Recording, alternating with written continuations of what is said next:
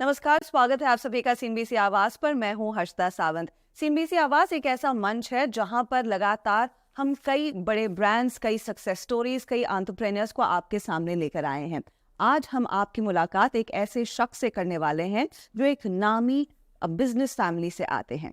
दरअसल इनके परिवार की कंपनी के प्रोडक्ट शायद आप लोग हर रोज इस्तेमाल करते हैं, और ये शख्स ऐसे हैं जिन्होंने उस कंपनी के इकाई में काम भी किया, अपना खुद का ब्रांड भी एस्टैब्लिश किया, लेकिन अब बतौर इन्वेस्टर देश के उभरते एंटरप्रेन्योर्स को बैक कर रहे हैं, उन कंपनीज में इन्वेस्ट कर रहे हैं। मेरे साथ हैं ऋषभ मारीवाला, जो आजकल हर्ष मारीवाला के फैमिली ऑफिस की इन्वेस्टमेंट कंपनी शार्प वेंचर्स के को-फाउंडर हैं और साथ ही डायरेक्टर भी। ऋषभ, स्वागत है आपका सीएनबीसी आवाज पर। मैरिको और हर्ष मारीवाला से सब लोग वाकिफ हैं, लेकिन ऋषभ मारीवाला अब एक्टिवली कई नई कंपनीज को बैक कर रहे हैं। मैं इनफैक्ट जिस क्षेत्र में आपकी खासियत रही है, आपकी फैमिली एक बहुत बड़ा बिजनेस चलाती है एफएमसीजी कंपनियों में, तो मैं उम्मीद यही कर रही हूँ कि आपके भी खून में एफएमसीजी प्रोडक्ट्स ही दौड़ते होंगे। ये बताइए, ये जिस तरह से पूरा क्षेत्र इवॉल्व कर रहा है, आपने अपने पिता के बिजनेस को बढ़ते देखा है, आपने खुद एक ब्रांड लॉन्च किया, छोटा था, बूटस्ट्रैप था, लेकिन अब आप एफएमसीजी कंपनी या फिर कंज्यूमर ब्रांड्स में इन्वेस्ट करते हैं जो डिजिटली फॉरवर्ड हैं। ये बताइए, कितना ये बिजनेस, कितना ये सेक्टर इवॉल्व हो रहा है? Thank you for inviting me here. हम ये जो हम इन्वेस्टमेंट कर रहे हैं वो 8 साल से हमारा इन्वेस्टमेंट 8 साल पहले शुरू हुआ था। और हमें हमारा जर्नी है, क्योंकि मैं पहले एंटरप्रेन्योर था और अभी मैं इन्वेस्ट करता हूँ। और हम जो देख रहे हैं मार्केट में कि कंज्यूमर बहुत बड़ा बदलाव आ रहा है मार्केट में, जहाँ जो ग्राहक है, जो कस्टमर है, वो बहुत शिफ्ट कर रहे हैं। जहाँ कि हम 10 साल पहले हमारा एक्सेस जो था, या आप अर्बन ले लो, आप रूरल ले लो, दोनों तरीके से शिफ्ट हो रहा है। अब अर्बन में हम जो हमारे जो घर में है, जो हमारे किचन में है, जो हम कपड़े पहनते हैं, वो पूरा सब बदल गया है, पूरी तरह बदल गया है। और रूरल में भी आज क्या जियो आ गया है, और वो जियो से जो सारा बदलाव हो रहा है, जहाँ रूरल कस्टमर को एक्सेस जो पहले नहीं था, या ऑप्शंस भी नहीं थे, तो आज की कस्टमर इतने कॉन्शियस हो गए जो चॉइस मेकिंग में उनके इतने सारे ऑप्शंस हैं। लेकिन इन सब शिफ्ट्स के बीच में, स्पेशली पोस्ट कोविड, हमने एक चीज नोटिस की है कि जो भी बढ़त देखने को मिली है वो लार्जली अर्बन एरियाज में देखी गई है। कई कंपनियों से हम बात करते हैं, चाहे वो मैरिको हो या फिर HUL हो या फिर ITC हो, और इवन सो जो ब्रांड्स अब उभर कर आए हैं, ये सब कहते हैं कि के शेप रिकवरी है। तो ग्रामीण इलाकों में, रूरल इकोनॉमी में इतना पिकअप नहीं देखने को मिला है। मुझे ये बताइए, क्या ये ओवरऑल जो भारत की कंजम्पशन थीम है उस पर कुछ इम्पैक्ट डालता है, या फिर बस एक कुछ समय की बात है, जब वहां पर भी पैसा फ्लो होगा, जब शायद बेहतर मॉनसून होगा, वो इक्वली ग्रो करेंगे? मतलब सही बात, मतलब शिफ्ट होने वाला है और हो रहा है। तो वो क्वार्टर ऑन क्वार्टर की बात है, जहाँ इस 3-4 महीने में रूरल इकॉनमी पुअर है, या ओवरऑल कंजम्पशन की कहानी थोड़ी कम हो गई है। पर हम देख रहे हैं हमारे पोर्टफोलियो में भी कि आप समझो कि जो COD ऑर्डर होते हैं, या इंडिया पोस्ट से जो स्टॉक उधर जाता है, हम सब अर्बन सिटीज में रहते हैं, तो हमारी बात अलग है, और हम 1% ऑफ द कंट्री है। ये जो कस्टमर है वो 1% के नहीं है, ये 95% के है। और आप देखिए कि GDP per capita, economically GDP capita बढ़ेगी, और ये पूरी कंजम्पशन जो इकोनॉमी है वो इतना सिग्निफिकेंट ग्रोथ पोटेंशियल इतना सिग्निफिकेंट है। 4 साल पहले या 3 साल पहले की बात भी सोचिए, जो हमारी डिलीवरी होती है, जो हमारे कंजम्पशन, आप स्मार्ट वॉच पहनते हैं, मैं स्मार्ट वॉच पहनता हूँ, मतलब छोटे शिफ्ट जो हम सोच भी नहीं सकते कितना हो रहा है, वो रूरल इकोनॉमी में भी, रूरल कस्टमर भी होगा, रूरल इकोनॉमी भी होगी। जो एग्री इनपुट्स आते हैं, जो उनके भी प्रोडक्टिविटी भी बढ़ेगी। स्टोर जो है, एंटरप्रेन्योरशिप की जो चांस मिलते हैं उनको, वो इतनी बढ़ रही है। एंड बहुत सारा स्टार्टअप के मुताबिक है, बहुत सारा गवर्नमेंट के मुताबिक भी है, पर हो रही है। मुझे ये बताइए फिर कि क्या यहाँ पर एक बहुत बड़ी भूमिका वो कंपनियां निभाएंगी जिनको आप बैक करें, क्योंकि आपने एक सही टाइम पर शायद कुछ ऐसे ब्रांड्स में पैसा लगाया जो अब बड़ी कंपनियां बनने की कगार पर हैं। उनमें से एक लिस्टेड कंपनी है नायका, एक और कंपनी तैयारी कर रही है आईपीओ लाने की। ये बताइए, ये कितनी बड़ी भूमिका रहेंगे? क्या ये नए इस समय पोस्टर बॉयज हैं, लेकिन क्या will they be the next big thing that will drive the Indian economy? Definitely 100%। I think बहुत सारे अभी हम ये देख रहे हैं, इट्स द स्टार्ट, अभी अभी अभी की शुरुआत है। पर ये 5-10 साल में आप अभी दो साल के, आप 2 साल भी ले लो तो 28 IPOs हो रहे हैं, उसमें से कोई सारे कंज्यूमर के हो गए। पर ये जो जब भी IPO हो गए तो पूरा का पूरा जो इंडिया एक कंट्री है जहाँ एंटरप्रेन्योरशिप इतनी बड़ी है, जब नंबर ऑफ रिटेल आउटलेट्स हमारे इंडिया में, नंबर ऑफ जो रिटेल आउटलेट्स है वो कहाँ दूसरी जगह दुनिया में नहीं है। एंड वो एग्जांपल है क्योंकि हमारा एंटरप्रेन्योरशिप का जो अंदर का वो पता नहीं क्या बोल, हाँ आजकल तो बहुत ही सवार है सब पे। हाँ, तो वो कहाँ, कौन से दूसरी जगह पे नहीं है जी। तो आप देखिएगा कि टाइम के मुताबिक ज़्यादा से ज़्यादा ऐसा कंजम्पशन भी बढ़ने लगेगा। तो क्योंकि आप इस पूरे मार्केट को इतने अच्छी तरीके से समझते हैं, आपने शुरुआत इनफैक्ट अपने खुद का सोप्स एंड मोर के साथ की थी, but what made you decide कि मैं एक बेहतर इन्वेस्टर बनूंगा? क्योंकि उसमें डेफिनेटली वो सक्सेस स्टोरी दिख रही है। नहीं, वो हाइंडसाइड में मैं ऐसे दिख सकता है, पर जब मैंने शुरुआत की तो ऐसा नहीं पता था कि मैं ये ऐसे जो आज कर रहा हूँ ऐसे करूँगा। बस आइडिया था कि मुझे लगा कि मैंने एंटरप्रेन्योरशिप देखा है। मैं आप सही बोल रहे हैं कि मेरा ब्रांड करा था call soap opera and more, और फिर प्योर सेंस एक दूसरा ब्रांड था, मेरे मदर के साथ किया था, तो एक मदर एंड सन शॉप था मैं बोलता हूँ। और वहाँ से मैं देखा था कि मुझे ये स्केल करने के लिए मुझे 2 ज़िंदगी लगेगी, मैरिको के मुताबिक बनने के लिए 2 लाइफ टाइम लगेंगे, और मैं ये अपने आप नहीं कर सकता हूँ। और एंटरप्रेन्योरशिप एक बहुत ही लोनली गेम है और बहुत सारा लंबा गेम है। और जब भी ऐसा कर रहा था तो ऐसा अपॉर्चुनिटी मिला मुझे कि हम ऐसे इन्वेस्ट कर सकते हैं। तो मैंने बोला वाह, ऐसे तो मैं एक ब्रांड बना सकता हूँ, पर ये जो एंटरप्रेन्योर है उनमें जो आप बोल रहे भूत है, उनमें जो आग है, वो बहुत एक्साइटिंग था मेरे लिए कि देख सकता था कि इतना अपॉर्चुनिटी ये देश में हमने पड़ा हुआ है। और ये जो एंटरप्रेन्योर है वो जो कर रहे वो ब्लड स्वेट टीयर जो भी अब बोलो, इतना कर रहे हैं। तो मुझे लगा कि मेरी एक कहानी हो सकती है, पर उनकी 1000 ऐसे कहानी हो सकती है। तो ऐसे शुरू हुआ, और फिर इन्वेस्टमेंट करते करते अभी हमने एक पोर्टफोलियो बनाया है।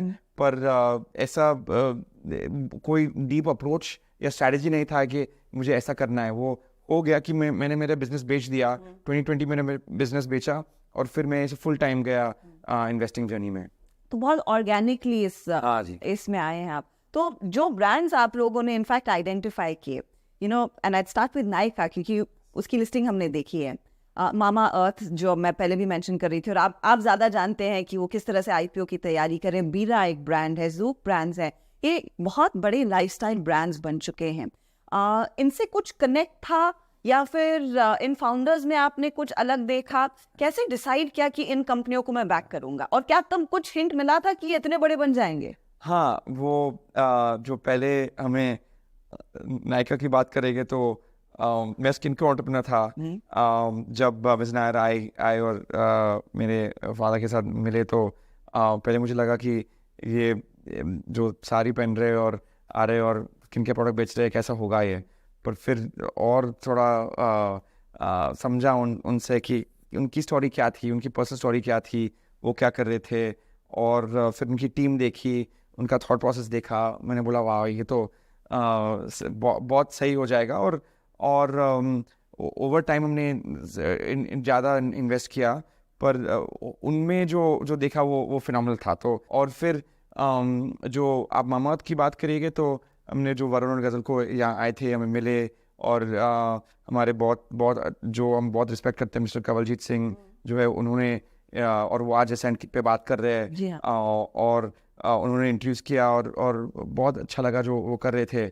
और वो एक्स पेप्सी है, एक एक्स कोक है, उसने उसका पोजिशनिंग भी मेड सेफ था, और वो जो क्लीन ब्यूटी जो थॉट प्रोसेस है मुझे भी बहुत अच्छी लगी कि मैं भी ऐसा कर रहा था मेरे बिजनेस में, और मैं उनके जैसा इतना सक्सेसफुल नहीं था। तो मैं बोला ये तो कुछ सही कर रहा है, और उसको डिजिटल भी बहुत बहुत जानता है ये, तो इसीलिए उन्हें बैक किया, और अभी उनकी अभी वो बहुत बहुत बहुत बड़े in terms of the business and scale. तो इन कंपनियों के साथ जैसे नायका में अभी भी आपका कुछ हिस्सा है या फिर जी, आपने है, एग्जिट कर लिया था? है। तो आप क्लियरली लंबी रेस का घोड़ा है साहब। हाँ, एग्जैक्टली। तो हम जो सही बात है, हम मानते हैं कि हम फैमिली ऑफिस है, तो फैमिली ऑफिस का पूरा रीजंस ऑफ एग्जिस्टेंस जो है वो है लॉन्ग टर्म पेशेंट कैपिटल। इसीलिए हमने वो लिस्ट, तो अभी 2-3 साल हुआ लिस्टिंग से, पर फिर भी हमारा हिस्सा है उसमें, क्योंकि हम बिलीव करते हैं कि ये लॉन्ग टर्म इन्वेस्टिंग, और यही हमारा डिफरेंशिएटर है। आप वेंचर कैपिटल्स को ले लो तो उनको 7-8-9 साल में पैसा वापस निकालना है, क्योंकि वो फंड है, हम फंड नहीं है। तो हमारा एडवांटेज जो है कि हम लंबा सा खेल सकते हैं, और वो एंटरप्रेन्योर के लिए अच्छा है। हमें भी एग्जिट चाहिए, कई बार तो हमें एग्जिट चाहिए, पर हमें कोई जल्दी नहीं है, और वो डिफरेंशिएटर जो है फैमिली ऑफिस के साथ है।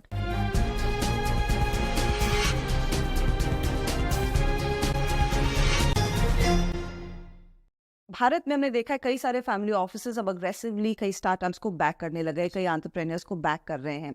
और एक ऐसे समय हो रहा है जहाँ पर हम सब देख रहे हैं कि it's a so called funding winter, कि अच्छी से अच्छी कंपनियों को कम वैल्यूएशन पर पैसे रेज करने पड़ रहे हैं।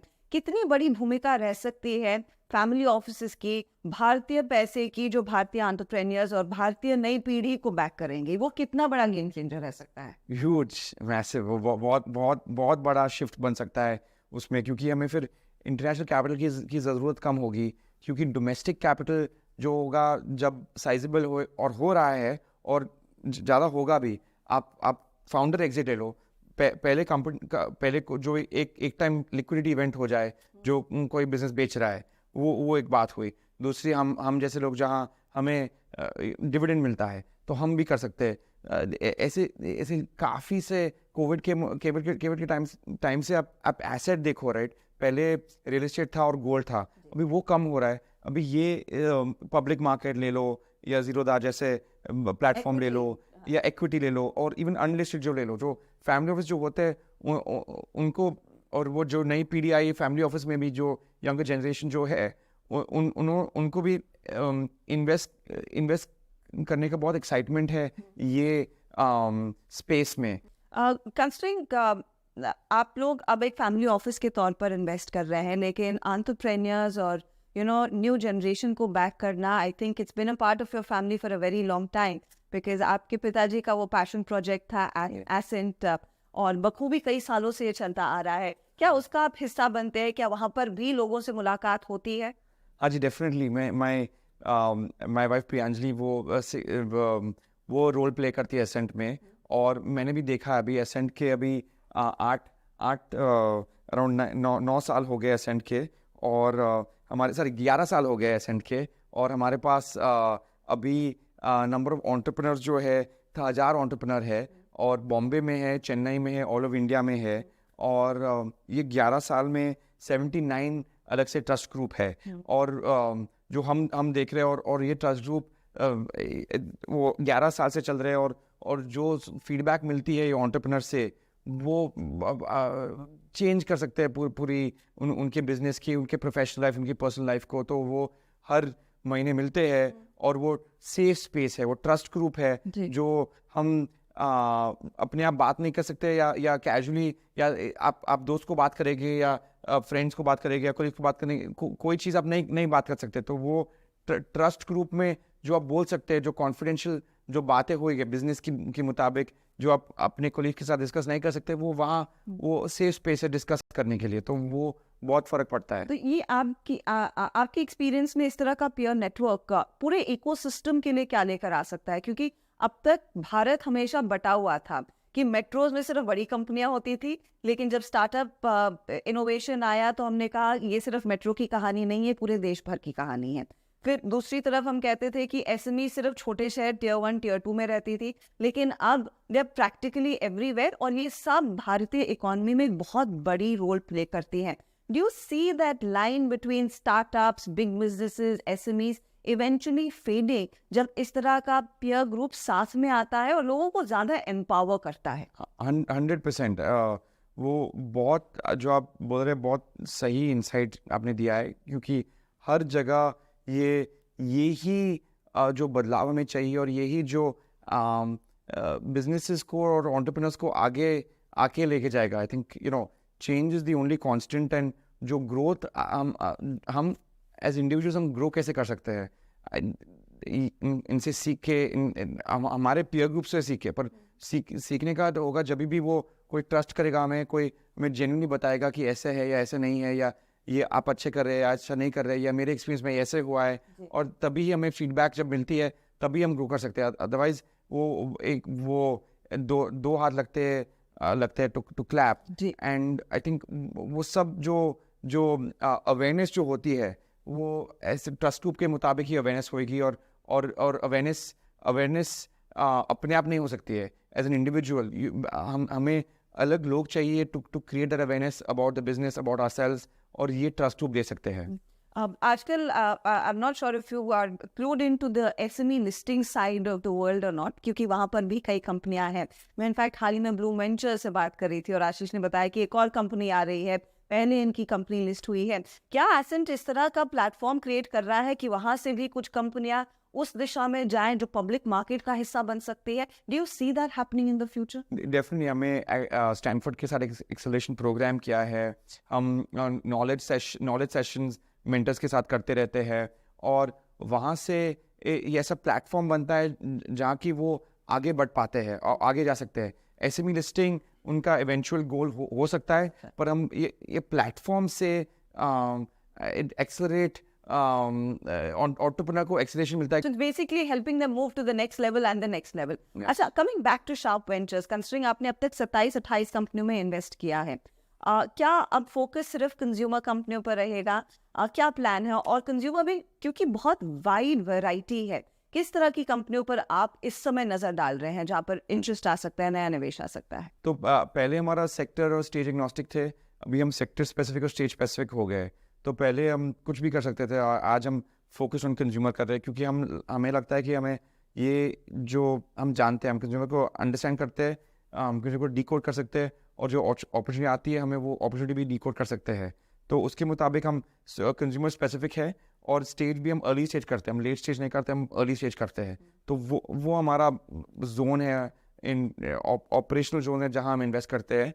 और वहाँ से बहुत सारी सब सेक्टर्स भी बहुत एक्साइटिंग है. आप ब्यूटी पर्सन केयर ले लो, आप health wellness, nutrition, baby care, pet care, energy drinks, alcohol, हम सब में से हम ओपन है. और हम सब में